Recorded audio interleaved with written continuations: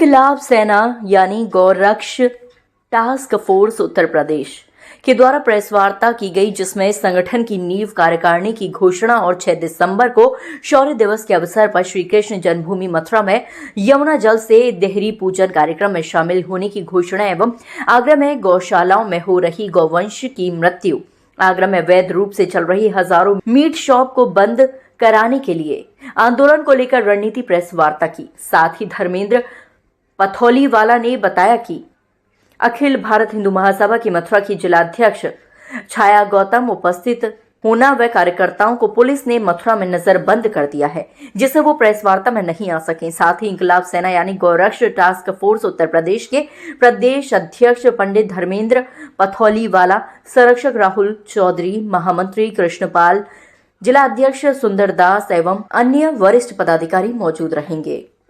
सब प्रेस वार्ता रखने का सीधा सा उद्देश्य है, हम लोगों के द्वारा एक नारा दिया गया था 6 दिसंबर शौर्य दिवस के अवसर पर मथुरा में जो श्री कृष्ण जन्मभूमि है वहां जाकर हम लोग यमुना जल से श्री कृष्ण जन्मभूमि का देहरी पूजन कार्यक्रम करना चाह रहे थे, जो कि बड़ा ही शांतिप्रिय कार्यक्रम था। सनातनियों के हित का कार्यक्रम था, सनातनियों को उनके अधिकारों के प्रति, धर्म के प्रति जागरूक करने का कार्यक्रम था। हम इस पूरे कार्यक्रम को किसी भी विवाद से दूर रखना चाहते थे, लेकिन पुलिस के द्वारा, प्रशासन के द्वारा जबरदस्ती इस कार्यक्रम को धार्मिक बना दिया गया, विवादित बनाने का कार्य किया जा रहा है। जो लोग इस कार्यक्रम में शामिल होना चाह रहे हैं, अभी से जो पत्रकार वार्ता में हमारी टीम आने वाली थी, कुछ लोगों को मथुरा में हाउस अरेस्ट कर दिया गया है, कुछ लोगों को आगरा में किया गया है, लोगों को डराया जा रहा है, प्रशासन के द्वारा फोन कर करके धमकाया जा रहा है, मुकदमा लिख देंगे, ये लगा देंगे, जेल भेज देंगे, इस तरीके से रोकने का कार्यक्रम किया जा रहा है पुलिस के द्वारा, जो कृत्य हो रहा है। हम यहाँ प्रेस कॉन्फ्रेंस में आपके माध्यम से उसका कड़ा विरोध करते हैं, बताना चाहते हैं कि हम उत्तर प्रदेश में रह रहे हैं, भारत भूमि पर रह रहे हैं, जो सनातन के लिए प्रसिद्ध है। सनातन जहाँ से शुरू हुआ, जिसका ना आदि है ना अंत है। प्रशासन इस तरीके से न तो हमें रोक सकता है। हम 6 दिसंबर को आगरा से पूरी ताकत के साथ मथुरा श्री कृष्ण जन्मभूमि पहुंचेंगे।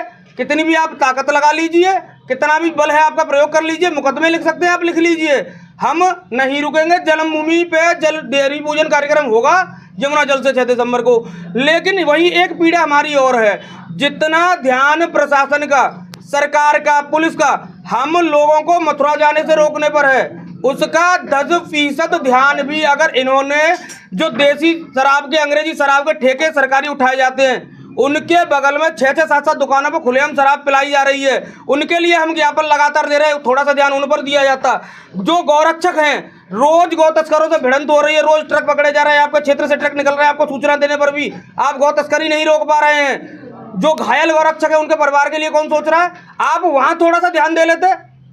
अवैध मीट की दुकानें आगरा में 80% मीट की दुकानें अवैध चल रही, जिनके पास ना कोई लाइसेंस है, और जिनके पास लाइसेंस है उनमें से 2 दुकानें भी जो तय मानक हैं सरकार के, उनका न पालन कर रही हैं। तो उन पर थोड़ा सा ध्यान दे लेते, जिनके लिए हिंदुवादी गौरक्षक संत समाज आपसे आह्वान इतने दिन से करता रहा है, आपको शिकायतें करता रहा है। क्या हम लोग आतंकवादी हो गए?